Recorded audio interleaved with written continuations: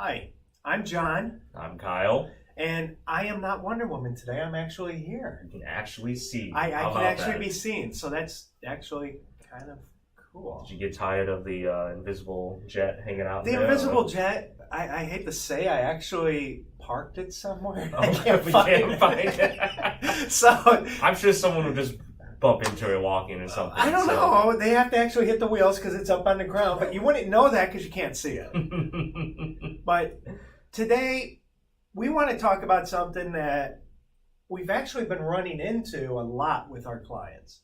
And that is, when we talk to them, they're like, oh, my entire company is based off my logo. No. I would totally agree. I'm a little tired of having to explain this over and over, so I'm just going to start out by saying no. But we're going to explain why we said no. Because how many businesses, not even our clients, but just in general, even some, I'm surprised, some larger businesses say, my logo is everything. Without my logo, I'm nothing. That's right. My logo is me. That is my company brand. And that's not what your brand is. We feel that there's a somewhat large misconception of what a brand is, what branding is, and what even your brand identity is. Because although they sound similar, they're actually they complement each other, but they're quite different. They're beyond different. So I guess the first thing to talk about is, what the heck is your logo when it comes to a brand? Yeah, because it's still important, right? Well, I think it's extremely important, Right. but your logo could be anything. I mean, a Nike swoosh, who cares? Google is their name. Yeah. You have Coke where, it says Coca-Cola and you know it's Coke, but it's really the silhouette is what everybody distinguishes for a Coke. Right. So it's what it is it's officially the graphical representation or symbol chosen to represent your brand. That's all it is. It's a visual representation. That's it. That's all it is. So, I mean, we're going to throw up on the side now exactly kind of everything we're going to cover, but we're going to go into great details for what those items are. Right. So, ultimately, what it is we're going to go over your brand identity, and your branding. Actually, not in that order. We'll probably go branding and then brand identity. Because they build on because they build off of each other. Right. And the one thing we're not going to talk about in all of this is your logo, because your logo is just a symbol. Yeah. That's all it is. Forget about your logo for now. Just put it to the side. It is put to the side. It's important, but it's not what it is. So let's talk about brand. Brand is the overall perception that people know about your overall company. And it encompasses a crap load of stuff. Right. I mean, it's got your visual aspects. Yes. What fonts you're going to use. Kind of what colors you're going to use. Right. And those all kind of do tie into your logo. Yeah. And that's why people get it confused. Right. It's a component. It's a component. It's not it. But beyond that, you have photography. You have the overall aesthetics. The graphic design and the look and feel of what you design, whether it's your flyers, your business cards, your logo. Right. It is all part of that. But there's a lot more to it than just that. Yes. It's the relationships that you build with other companies is actually part of your brand. Okay, that one. So that's a non-visual. Yeah. But if, let's say, for like us, we align with a lot of marketing companies because we have expertise they don't have, and they have expertise that we don't have. But John, there are rivals. How is that possible? Well, because if you don't work with your rivals, then you're a jackass. I mean, you really are. And I hate to put it that way, but there is more work on this planet than we all can do. Right. So why not take the strengths of company A and company B? Yeah, you are different companies, and merge it together.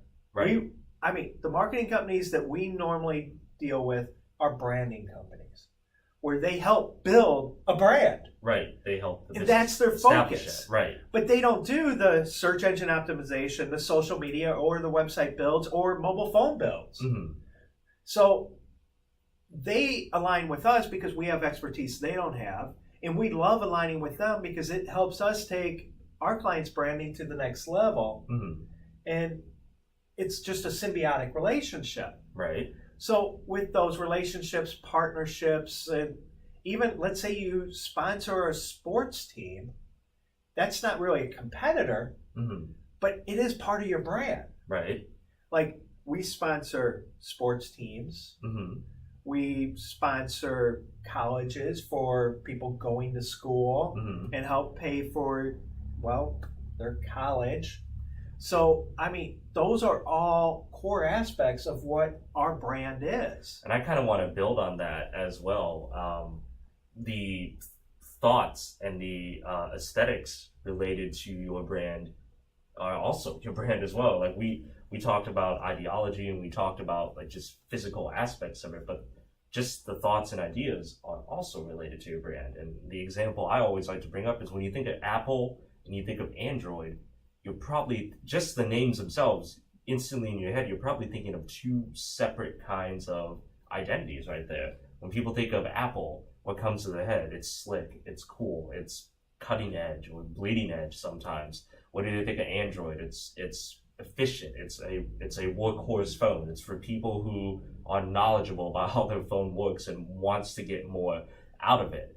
Now, chances are you thought about that before I even started listing phones and then going into details about those phones. But because of that, that's part of the successful aspect of each of their brands, I believe. And that's where you also run into a problem with, well, that's my brand. And you also have people talking about you when you're not really around, but it builds off of your brand, but it also ties in with marketing. Right. That's why marketing and branding are so tightly integrated that everybody gets them confused. Right. It sometimes, like, even I admit it's a fine line between the two. But because of that, it's why it's so important to distinguish between the three that we're going to talk about, because even though they cross over with each other, sometimes it's important to know the differences. So absolutely. So I mean, we just covered brand, and we're going to try to keep this as short, sweet as possible. So next is we're going to branding, and those really are the steps that you take to actually bring out all those brand elements into a cohesive strategy. Right. And that's done through a variety of ways. That's done through researching your intended market. That's done through just sometimes trial and error. That's done through paying close attention to trends and attempting to align with those trends. I think a good example of that is Coca-Cola. We talked about, the classic Coke symbol, the red can. It's been around for years, but, in recent times, they noticed that younger people aren't drinking Coke like they used to. So what did they do? They designed a new can. They came up with a bunch of new flavors. They studied the younger market and tried to see what do they drink and what do they like. And that's basically the steps that they took to broaden the brand. I don't want to say change because it's still at its core Coca-Cola, to broaden the brand to embrace more people. It's just those steps that they took. I think that's a pretty good example of branding. Absolutely. And what they did is they took all that information and they created a consistency. And it's a consistency used throughout the entire organization. And yes, Coca-Cola is a national brand, but you could be a lawyer right next door, like we do have lawyers next door, and they have their own consistency. The colors, the fonts they use, right, the flyers, the brochures, their website, they have that consistency, and it's defined in what's called a brand style guide. Now, the brand style guide, whether you're a smaller business or a large business, we keep stressing consistency, but the reason is because we feel it's absolutely essential. You have to maintain that consistency. If you start coming up with different visuals or different attitudes, you tend to confuse consumers, and a consumer doesn't have a lot of time, and if they're generally confused, they just probably won't attempt to deal with you. A good example I want to bring up on that note was a few years ago. You remember Nintendo, they had the Wii, right? And it was Yep. like a smash. Everybody loved it. It was widely accepted across all, all age groups, everybody. A few years later, they put out the Wii U, and it caused confusion with everybody because they didn't know, like, is this an add-on? Is this something new? If it's new, why does it have the same name? So is it a family now? Can it play my old games? And just because of that simple, just the naming of it, it created so much confusion and just apprehension from clients, it didn't sell well. People thought it was it was two distinct products, but they weren't clear in their marketing of the message. 100%, right.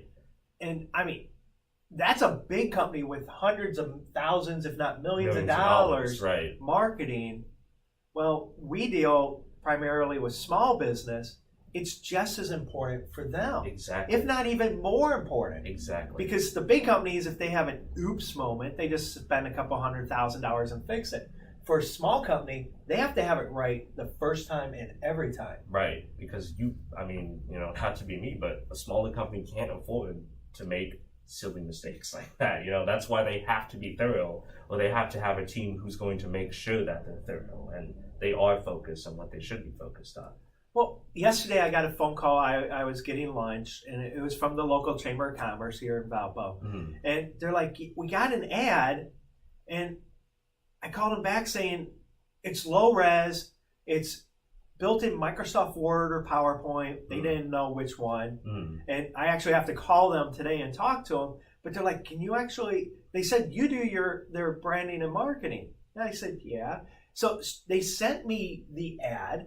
It was in completely different font, brand new colors that aren't defined in their brand style guide, which we actually built them a brand style guide. So they had that consistency. Mm-hmm. And the pictures weren't even pictures of them. One was actually a picture of a competitor. Oh, no. Which I think they were new to a job and they just grabbed a picture off of Facebook. Fair enough, right. Where they researched, looked up the company name. They didn't want to use one of their pictures, but in turn, by the end of the night, we actually used one of theirs because I was talking with the owner. Mm-hmm. But today I have to talk with the employee about their standards and everything else. She just created it, threw it out thinking, oh, well, that's good enough. Gotcha. But it was low resolution. It's going into a magazine, so it needs to be high resolution. Mm-hmm. The logo was just increased in size, so it was pixelated. Mm-hmm. Didn't match any of the branding. Mm-hmm. So that would have been a nightmare for them. People would see product A where it's all polished, and then product B coming out, they would have lost that consistency. Quality is consistency. Quality is your brand, and you want to offer the highest that you possibly can in all aspects. So. Well, absolutely. And if somebody sees ad A and then they see ad B, they might think it's a completely different company. Mm-hmm. And granted, it's an easy mistake to make, and that's where we go back. Everything is so fine. Everything is so close to each other. It's a very easy thing to overlook, and it's not necessarily to blame anybody, but it's why it's so important to have people who are knowledgeable about this, because even though it's easy to overlook, in the end it matters, and it matters significantly. It does. I mean, the wrong font can convey a completely different message than another font. Right. Which, what we're doing now is we're actually talking about brand identity, which is the true collection of all those distinct brand visuals. Ad A and ad B. Different fonts, different pictures. Are the pictures supposed to be high gloss? Are they supposed to be black and white? You define that as part of your brand styling guide, and that in turn creates the overall consistency to put your message out there. Right. And again, we're going on visual, but it's everything as well. It's like the attitude. It's the aesthetic that I was talking about earlier. Apple's brand identity is cool, sleek, hip, So when I just look at a Apple phone, that's really kind of part of their brand? Pretty much. Like everything from the design of the phone to how the phone functions to the applications and technology that it utilizes to the commercials that advertise it, everything. The colors, everything comes together. There are usually no accidents in a late life term of product that makes it successful. It's successful because a lot of people worked hard to establish that brand identity, to make sure it's cohesive. So okay, that's a physical product. Mm-hmm. But something that's also part of your brand is the employees that work there. Oh, good point. Excellent point. When they're off of work, a lot of companies have strict rules saying, "Oh, you have to act a certain way." You're not allowed to say this on social media. You have to maintain. It's the Disney World, for example. You have to act a certain way. Some banks, some organizations say you're not allowed to post opinions or do this or say this, or you have to maintain a public face at all times. Where other companies, I would say, are a 1080 and they let their employees be themselves. But even if they do that, that's part of who they are. That's the brand identity. So there's a lot more about brand identity. Mm-hmm. Or if you think, oh, my logo is my brand, you'll notice after we initially explained what a logo was, we didn't really talk about it. Yeah. Other than saying, this isn't your brand, but your logo does have your colors, your fonts, right? But that is it. It is a part of your brand, but it is not your company brand. It's a component. It's a very small component too, because when a company, a lot of times they'll change names, and usually when they change names, that's when they'll rebrand, change the colors, change the logo. But almost never is the logo should be able to stand on its own. So when people see it, they think of your company. Yeah. But it's truly not your brand. So stop thinking of your logo as the top pillar. It's actually the bottom pillar. Right. It's important, but it shouldn't be, your company shouldn't hinge on just... It doesn't define who you are. Exactly. It's all these other things that we talked about that define who you are. And for some businesses, I've heard people say, like, I don't know. I really don't know. And some of these things don't develop overnight. Some of them develop over time. It does take time. And getting your brand message out there consistently will stop is that your ad? Is that your company? Oh, I went with this ad because I like that ad better. Right. But there's a complete disconnect because they're technically the same company. Right. And that's where a lot of businesses totally fail. They'll spend $10,000 for a small business, and that's on the high end. And a lot of things too, when you're developing your identity, the things that require a lot of thought, the visual aspect, the photography, the things like that. Obviously, that requires a lot of thought. But in terms of developing your culture, what we've noticed is if you try to overthink and try to be and emulate and copy somebody else's culture, but without adding your own twist, you tend to overthink it, and you tend to just create this Frankenstein business culture that frankly doesn't work. It kind of mishmashes with each other, and it's just misshapen and ultimately just falls apart. I believe, and what we found on that part is something to really not think too hard about it. The general atmosphere, the type of people that you want to hire, the type of attitude you want to have in the workplace. That's as good as it gets. I know people who are doing psychological studies and things like that, and while that may have some benefit, I feel for the most part that's just unnecessary. Well, with what you said, it made me think of a company that we helped previously where every department in the company, and it was a large company, had their own unique brand. There was an overall company brand, and every department had its own brand, so they were locked in silos. And it's now been 2 years, and they're still working on knocking down those silos because they said it caused inefficiencies in the organization, but it was also inconsistencies where they should be all producing the same message, but they were producing inconsistent messages where one department was saying one thing and another department was saying another. Completely different, right? Some of it was visual, some of it was the non-visual or not even verbal, where they went out and they created 4 different Facebook pages, and they all 4 were completely different. Right. And they've consolidated to one, but now they have a complete consistency. They went through a complete rebranding where they're like, okay, this is the fonts, this is the color. I mean, they went through everything. They went over the tone that everything had to be written, whether it was for social media, if it was for video, if they were talking. They specified who was allowed to talk. Because sometimes you're new employee doesn't know everything about your company. Right. And so the tone could come across incorrectly.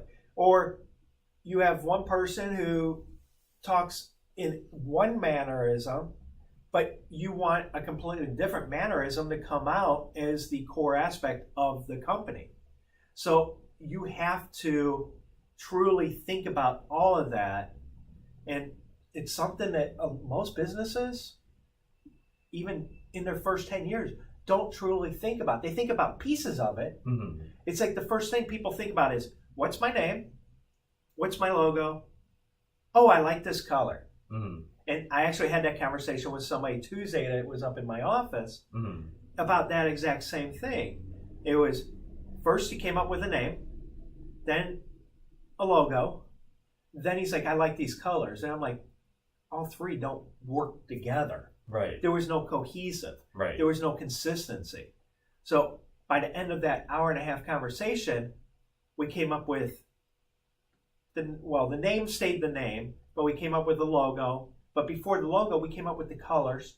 And then we went through over 1,000 fonts and decided which fonts he wanted to use. And some of them were like so out of whack, they didn't work together. Mm-hmm. And that's the thing, is a lot of us, me in particular, there's certain fonts I love, Mm-hmm. but they don't go with our branding consistency. But I like those fonts better, Right. but I never use them because it doesn't align with our brand. And that's where I think the responsibility and the discipline comes in, like separating what you like, separating what you want, and realizing what's going to be the best for your brand consistency and what's ultimately going to get you out there and notice and bring business to you. And if it's your own business, like, I understand that it's hard because it's what you like and you are part of your business. But again, it's that discipline and that necessary willingness to make a sacrifice for the greater good, and that's what it is. But even the fonts that I like, you're going to like a completely different set. Oh yeah, most And definitely. if I wasn't around or we didn't have a standard set, we'd be like, well, I like these fonts better, and John's crazy, so I'm going to use my fonts. Mm-hmm. Now we have like almost two separate companies. Mm-hmm. Now imagine it goes to a third employee or fourth employee. Right. You have you have a broken system. You know, a good rule of thumb to tell that is if you do have separate entities that seem completely different and someone asks like, oh, I never even knew that was related to you, like that's potentially a red flag, a white flag right there. It's definitely a Red red and white, flag yeah. saying you are definitely broken. Yeah. Because even if you have different divisions in a company, you have the overall corporate company that defines the entire brand of everybody beneath. Mm-hmm. Now they might say these areas can be changed, but they can only be changed within these parameters. So you're still keeping them sort of so that they have some consistent or some ability to personalize, but it keeps the consistency of the overall corporate company. Right. And a lot of companies, what they do is they look at what is today. They don't have a long-term strategy. They're not looking 5, 10, 20 years out. And you need to. You definitely need You need to to. because your company, I mean, if you're starting your company, you want it, unless you're building it and you're like, well, I'm going to sell it in 2 years, then maybe your branding doesn't matter.